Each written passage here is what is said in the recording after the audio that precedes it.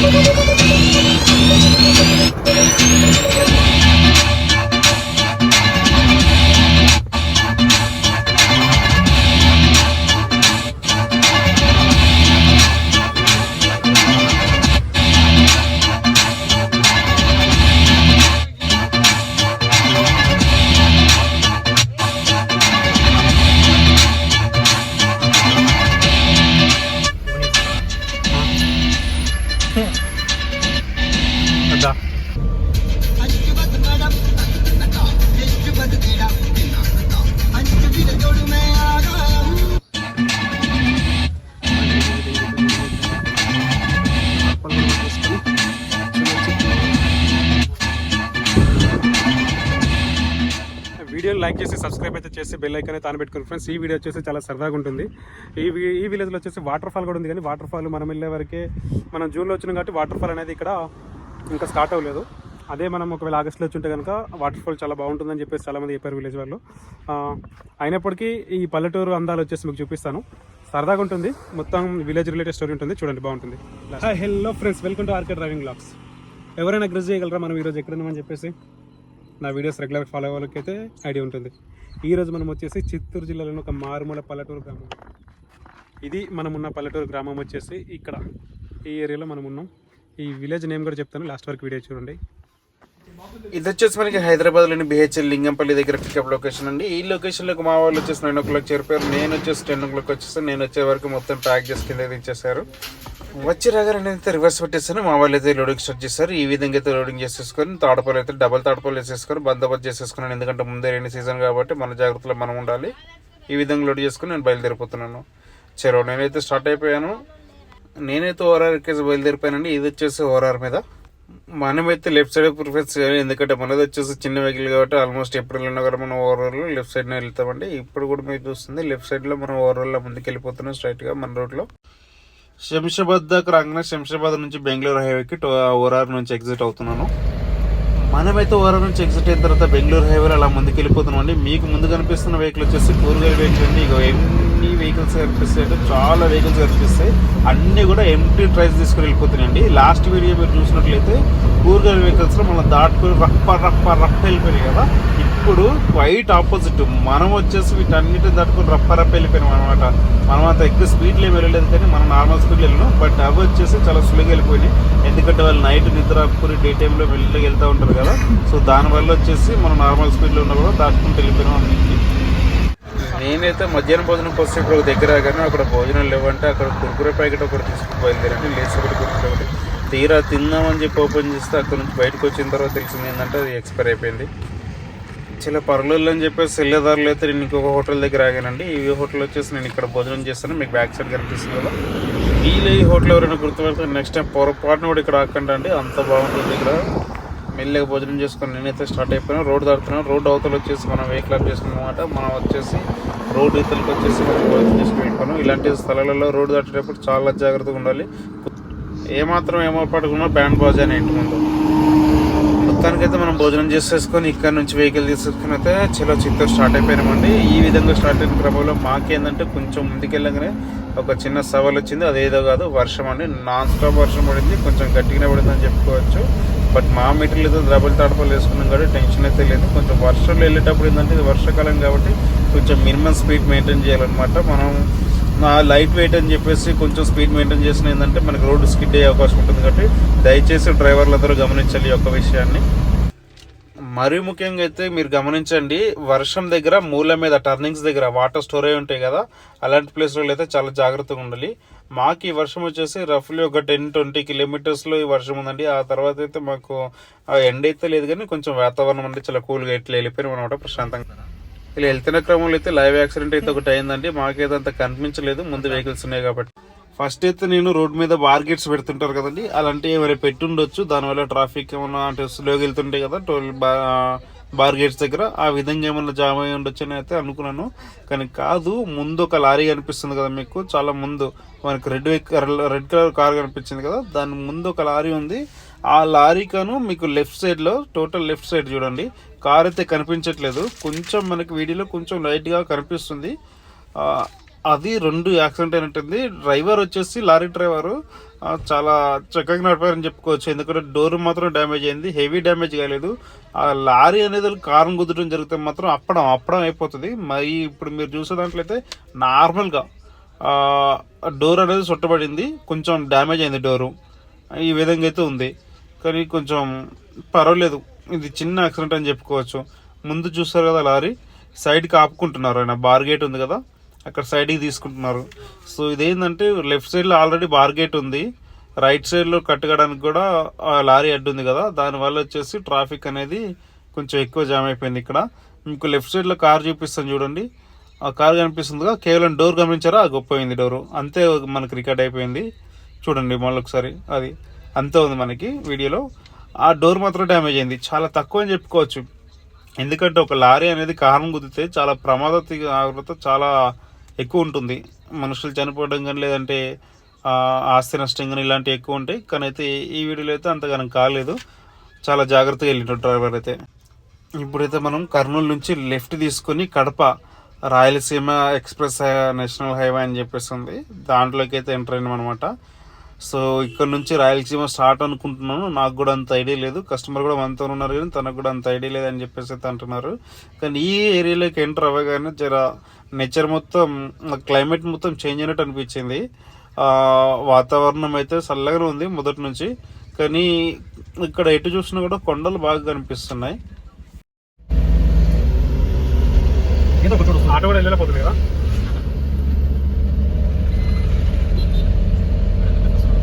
Car వస్తుంది. ఇక్కడ ఒక సైడ్కి వెళ్తే అయిపోతుంది, మధ్యలో వెళ్తున్నాడు. 4th దగ్గర వెళ్ళట్లేదు, డౌన్ చేయాలి. ఓకే, కొంచెం అందుకుంది.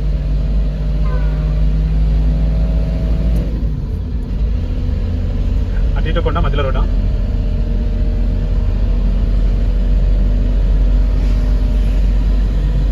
ఇప్పుడు డౌన్ వస్తుంది, పైకి ఎక్కడ ఎంతసేపు.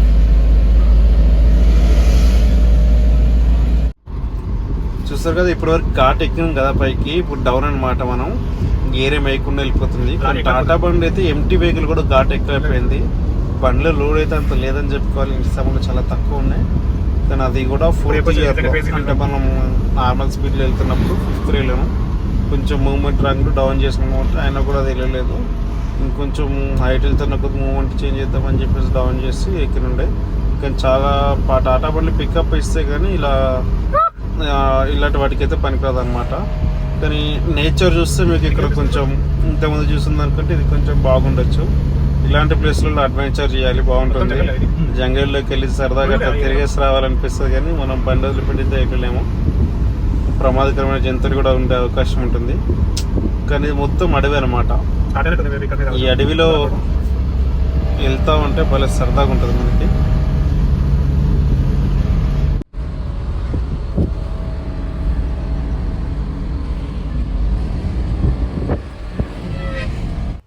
ప్లస్ నైట్ టైంలో ఇలాంటి ప్లేస్లో వెళ్ళేటప్పుడు చాలా జాగ్రత్తగా ఉండాలి. లెఫ్ట్ సైడ్లో చాలా ప్లేస్లో రేడియం లేదు, రేడియం అనేది కొంచెం మంచుకుంటే మనకి విజిబిలిటీ బాగుంటుంది. రేడియం లేకపోతే చాలా ఇబ్బంది పడాల్సిన పరిస్థితి కూడా ఉండే అవకాశం ఉంటుంది. సో మీరు ఎప్పుడైనా సరే వన్ వే వచ్చినప్పుడు కానీ లేదంటే రోడ్డు మధ్యలో ఇలాంటివి పెట్టినప్పుడు మాత్రం చాలా జాగ్రత్తగా చూసుకుంటూ వెళ్ళాలి. సో మనం వచ్చేసి దీన్ని 4x స్పీడ్లో పెట్టేస్తుండే వీడియోని. మనకి నైట్ మొత్తం జర్నీ అయిపోయింది. నాకైతే 9-9:30కి గట్టిగా ఆకలి తీసేసింది. సర్లే అని చెప్పేసి టోల్గేట్ దగ్గర దొరికిద్దామని చెప్పేసి తినడానికి చూస్తే తీరా ఇక్కడైతే ఏం లేదు. సర్లే అని చెప్పేసి ఎలాగైనా ముందుకెళ్తే మాకు కొంచెం ముందుకెళ్ళిన తర్వాత కడప వచ్చింది. కడప దగ్గర నాకు దోశ కనిపించింది. నిజానికి కొన్నిసార్లు రెస్టారెంట్లో కంటే రోడ్ సైడ్ ఫుడ్ బాగుంటుందని చెప్పుకోవచ్చు. ఈ దోశ అయితే అసలు ఇంట్లో తిన్నట్టు ఉంది. దోశ అయితే పర్వాలేదు, వేడివేడిగా వేసింది కాబట్టి ఒక 3 దోశలు అయితే తినేసి బయలుదేరిపోయాను. దోశ చూసినట్టయితే కొంచెం లావుగా సైజ్ చూసారా, ఈ ఆకులలో పెట్టించారు చూస్తారా, ఆంధ్ర స్టైల్ ఎక్కువ ఆకులలో పెట్టేసి ఇస్తారు. ఆంధ్ర సైడ్ చాలా మంచిగా అనిపిస్తుంది. పేపర్ ప్లేట్లలో కానీ కవర్లలో కానీ లేదంటే ఇంకేదో దాంట్లో పెట్టించడం కంటే కూడా ఇవ్వడం కంటే కూడా ఈ అరిటాకు కానీ లేదంటే ఇలాంటి ఆకులలో పెట్టిస్తారు కదా, అదొక్కటి జర మంచిగా అనిపిస్తుంది ఆంధ్ర సైడ్ ఫుడ్లలో. కడపలో భోజనం చేసుకుని అయితే ఇక నాన్ స్టాప్ కొట్టేశాను. దగ్గర దగ్గర ఇప్పుడు మనం వచ్చేసి చిత్తూరుకి 59 కిలోమీటర్ డిస్టెన్స్లో ఉన్నాం అన్నమాట. ఆల్మోస్ట్ లొకేషన్ దగ్గరికి 59 కిలోమీటర్ల ముందు నాకు విపరీతమైన నిద్ర వచ్చేసింది, అసలు తట్టుకోలేకపోయాను. ఒక 1 అవర్ అలా రెస్ట్ తీసుకొని 12 నుంచో 1 గంట వరకు అట్లా రెస్ట్ తీసుకొని మళ్ళీ స్టార్ట్ అయిపోయినాం అనమాట. స్టార్ట్ అయిపోయిన తర్వాత ఇది వచ్చేసి కస్టమర్ వాళ్ళ ఇల్లు, నైట్ వ్యూ అనమాట. చుట్టూరు కొడలు ఉన్నాయి, మధ్యలో కస్టమర్ వాళ్ళ ఇల్లు ఉందన్నమాట. అయితే నైట్ వచ్చేసి ఇక్కడనే కస్టమర్ వాళ్ళ ఇంట్లోనే రెస్ట్ తీసేసుకున్నాం. 3 గంటలకు వండుకున్నాం. అదేందో తెలియదు అసలుకి, కంటి మీద ఇట్లా పండుకున్నాం లేదో కంటి మీద ఎమ్మటి నిద్ర వచ్చేసింది. లేచి చూసే వరకు సమయం వచ్చేసి 10 అయిపోయింది. అసలు ఎట్లా నిద్రపోయినా కూడా తెలియదు, తెల్లారి వరకే 10 అయిపోయింది.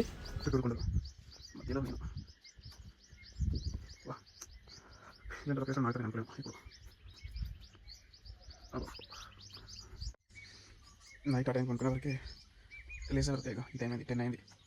టైం మాత్రం 10 అయింది, కానీ ఎండ ఉంది కదా ఇక్కడ. అసలు విపరీతమైన ఎండ కొడుతుంది అసలుకి, విపరీతమైన ఎండ, చర్మం మండుతుంది ఎండకి. మన హైదరాబాద్లో అయితే ఎప్పుడు ఇట్లా అనిపించదు.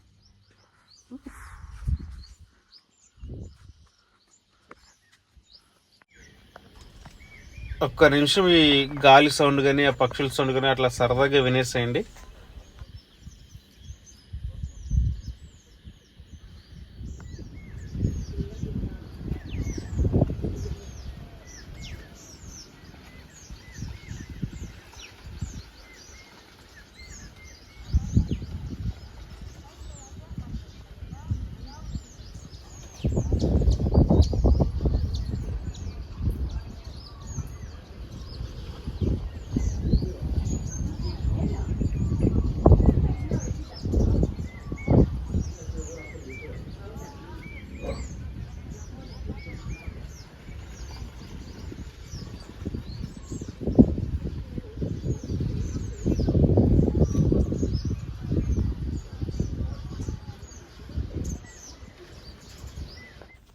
ఎలా అనిపించింది ఫ్రెండ్స్? సరదాగా ఉంది కదా. సరే, దీని తర్వాత అయితే నేను ఇలా బ్రష్ స్టార్ట్ చేసుకొని అదే టైంలో మెల్లగా తాడిప్పేసుకొని తాడపల్లి తీసేసాను. పైన బ్లాక్ కింద బ్లూ వచ్చేసి మనం డబల్ వేసుకొని వచ్చేసినాం. నేను డబల్ సేఫ్టీ కోసం, ఇంటి సామాన్లు కాబట్టి అన్నీ సేఫ్గా వచ్చేసినాయి. కానీ ఒకటి బుల్లెట్ వచ్చేసి స్టాండ్ ఉంది కదా, స్టాండ్ అనేది బెండ్ అయిపోయింది. ఇంకోటి వచ్చేసి డీజిల్ది పెట్రోల్ది ట్యాంక్ ఆఫ్ చేయలేదు, దానివల్ల కొంచెం పెట్రోల్ అనేది కింద పడడం అనేది జరిగిపోయింది. మొత్తానికైతే అన్లోడింగ్ అయిపోయింది అనమాట. ఈ విధంగా అన్లోడింగ్ అయిపోయిన తర్వాత నేను బండి తీసుకెళ్దామని చెప్పేసి ఆగాను. కానీ మధ్యలో కస్టమర్ వచ్చేసి సరదాగా ఇలా విలేజ్ తిరుగుదాం చూపిద్దామని చెప్పేసాను, విలేజ్ చూపిస్తానని చెప్పేసి అన్నారు. సరే అని చెప్పేసి మనం కూడా పల్లెటూరులు తిరిగి చాలా రోజులు అయిపోయింది. మనకున్న బండ్లకు అప్పులు కానీ లేదంటే వేరే టెన్షన్లు కానీ వీటన్నిటికీ పనులన్నీ ఆపుకొని పల్లెటూరులకు మనం ఎప్పుడు వెళ్ళలేము.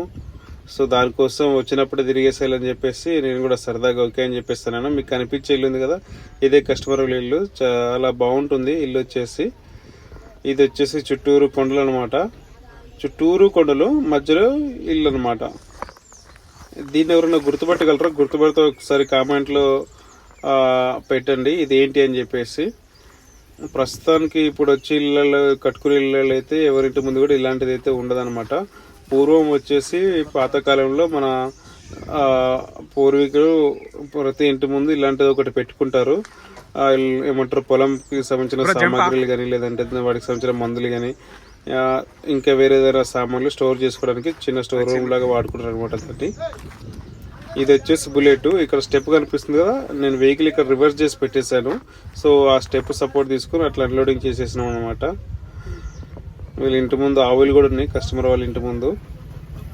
గోమాత కోసం ఒక సబ్స్క్రైబ్ కొట్టేసేయండి ఫ్రెండ్స్.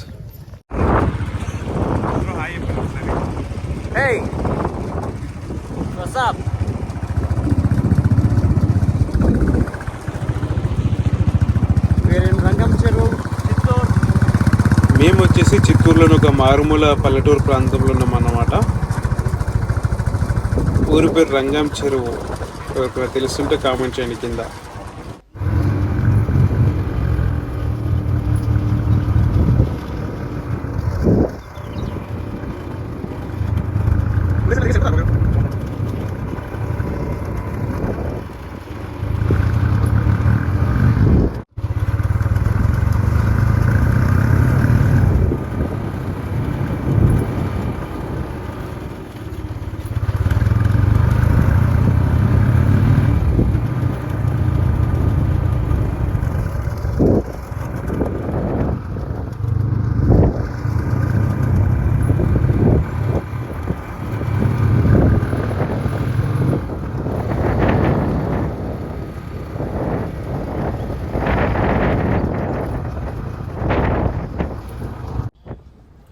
ఎదురుగా కనిపిస్తుంది కదా, అదే అనమాట కొండ. దాని మీదకి ఎక్కితే కనుక అక్కడ మనకి వాటర్ ఫాల్స్ ఉంటాయి. పైకి ఎక్కుతున్న కొద్దిగా ఒక్కొక్కటి స్టేజ్ వైజ్ వస్తుంది, స్టెప్ వైజ్. ఒక్కొక్క స్టెప్ దగ్గర లేదంటే ఒక్కొక్క పాయింట్లో ఒక్కొక్క వ్యూ ఉంటుంది మనకి వాటర్ ఫాల్స్. ఇప్పుడు కొంచెం పైకి ఎక్కిన తర్వాత అక్కడ ఒక రకమైన ఫాల్స్ ఉంటాయి, ఇంకొంచెం పైకి ఎక్కిన తర్వాత ఇంకో రకమైన ఫాల్స్ మనకు కనిపిస్తూ ఉంటాయి. సో ఎంత పైకి ఎక్కితే మనకు అంత ఫాల్స్ అనేటివి చేంజ్ అవుతూ ఉంటాయి, కనిపిస్తూ ఉంటాయి. కానీ మేమైతే ట్రెక్కింగ్ చేద్దాం అనుకున్నాం కానీ చేయలేకపోయినాం, ఎందుకంటే మాకు అక్కడ వాటర్ లేవని చెప్పేసి అన్నారు. సో తీరా దగ్గరికి దాకా వెళ్ళిన తర్వాత కొంచెం అప్సెట్ అయినండి. ఒకవేళ వాటర్ ఉంటే కనుక అది సపరేట్ ఒక వీడియో చేసి అప్లోడ్ చేస్తుండే. బట్ ఈసారి అయితే మనకి ఒక అడ్వెంచర్ చేద్దాం అనుకున్నాం కానీ వాటర్ లేకపోవడం వల్ల మిస్ అయిపోయినాం అనమాట. నెక్స్ట్ టైం మళ్ళీ ఎప్పుడైనా ఈ రూట్లోకి వచ్చినప్పుడు ఖచ్చితంగా ఒకసారి వాటర్ ఫాల్స్కి వెళ్దాము. విలేజ్ నుంచి బయటకు వెళ్ళి లోపలికి వెళ్ళేటప్పుడు వాటర్ ఫాల్స్ సైడ్ వెళ్ళేటప్పుడు మడ్ రోడ్లోకి ఎంటర్ అయినాం. మడ్ రోడ్లోకి ఎంటర్ అయిన తర్వాత కొంచెం మడ్ అనేది బాగానే ఉంది. అదేవిధంగా ఈ మడ్డు దాటి కొంచెం ముందుకు వెళ్ళిన తర్వాత ఇసుక అనమాట, మొత్తం ఇసుక, టైర్ మొత్తం గుంజేసుకుంటుంది. మనం బైక్ మీద వచ్చినా కూడా చాలా స్లోగా వెళ్ళాల్సిన సిచ్యువేషన్, ఎందుకంటే ఎక్కువ స్పీడ్లో వెళ్ళినాం. మనం వచ్చేసి 4x స్పీడ్లో పెడితేనే ఇట్లా ఉంది వీడియో. అదే మనం నార్మల్లో పెడితే ఇంకా స్లో ఉంటుంది అనమాట. ఇది వచ్చేసి ఈ రోడ్లోకి ఎంటర్ అయిపోయిన తర్వాత లెఫ్ట్ అండ్ రైట్ సైడ్లో ఉన్నాయి మొత్తం కూడా మన రామ్ చరణ్ ల్యాండ్స్ అని చెప్పేసి అయితే అన్నారు. వాటర్ లేని కారణంగా పైకి వెళ్ళే సాహసం అయితే చేయలేదు. ఇలాంటి ఒక ప్లేస్లో సిట్టింగ్ వేస్తే ఫ్రెండ్స్తోని ఎక్స్ట్రా జబర్దస్త్ లా ఉంటుంది. అలా ఒక హాఫ్ అన్ అవర్ ప్రశాంతంగా కూర్చొని టైం ల్యాబ్స్లో రికార్డ్ చేసి దాన్ని 8xలో మీ ముందు పెట్టాను.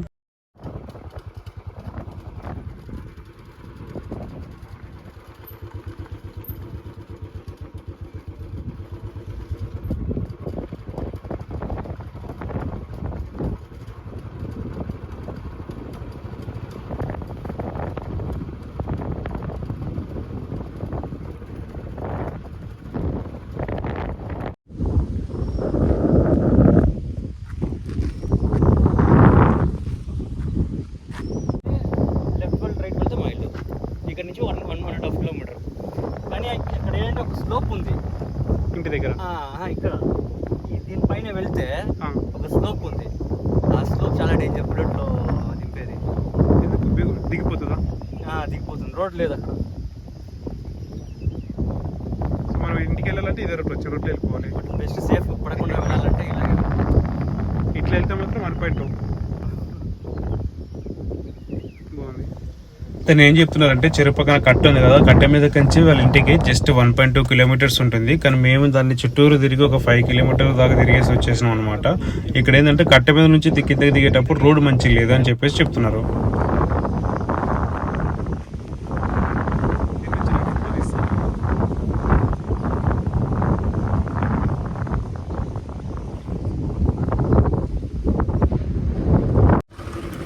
ఈ విలేజ్లో వచ్చేసి ఏనుగులు చాలా బాగా దొరుకుతాయి. మీకు లెఫ్ట్ సైడ్లో ఒక ఫోటో కనిపిస్తుంది కదా, శ్రీజందలి ఫోటో అని చెప్పేసి. తను వచ్చేసి ఏనుగులు తొక్కు వేయడం వల్ల మరణించారంట. ఈ నెల 4వ తారీఖున అది జరిగింది. మనం ఇక్కడికి వెళ్ళినప్పుడు ఈ నెల 16 అంటే జూన్ 16కి మనం వెళ్ళాము. జూన్ 4వ తారీఖు అదే జరిగిందనమాట.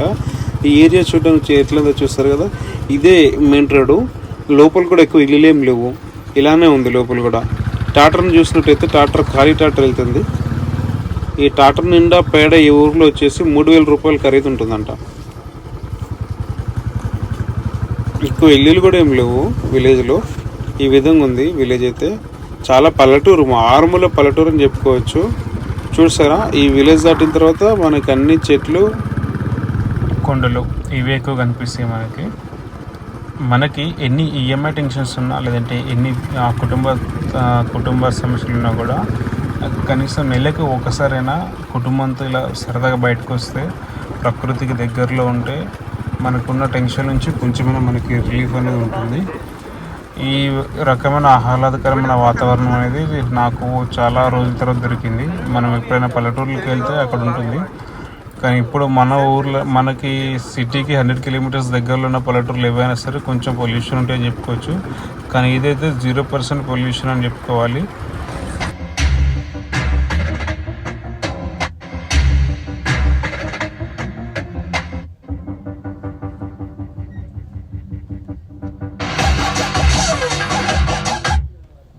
మన కస్టమర్ వాళ్ళ ఫాదర్ వచ్చేసి ఫ్యూచర్లో కోల్డ్ ఫారం కూడా చేద్దామని చెప్పేసి ఆలోచనలు ఉన్నారు. సో దాని గురించి ఇప్పటి నుంచి దాన్ని ప్లాన్ చేసుకుంటున్నారు. ఇంటి కథలో చిన్న కోల్డ్ ఫారం లాగా పెట్టుకున్నారు. చూసారా, ఒక 4-5 కోడి పిల్లలు కూడా ఉన్నాయి. ఇదంతా వాళ్ళ ఇంటి కథల తోట అనమాట.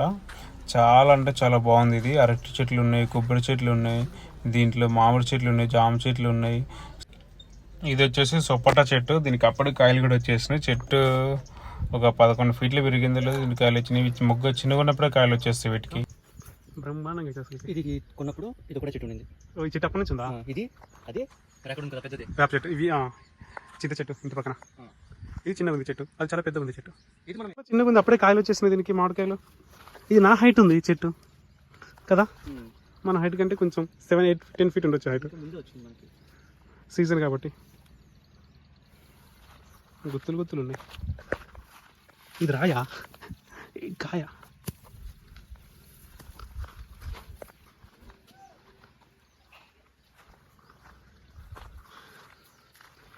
ఇది కొబ్బరికాయ వచ్చిందా ఈ చెట్టుకి?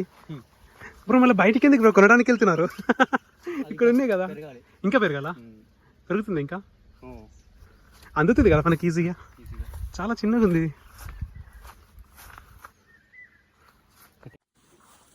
అరటి చెట్లు, బుడ్డ చెట్లు.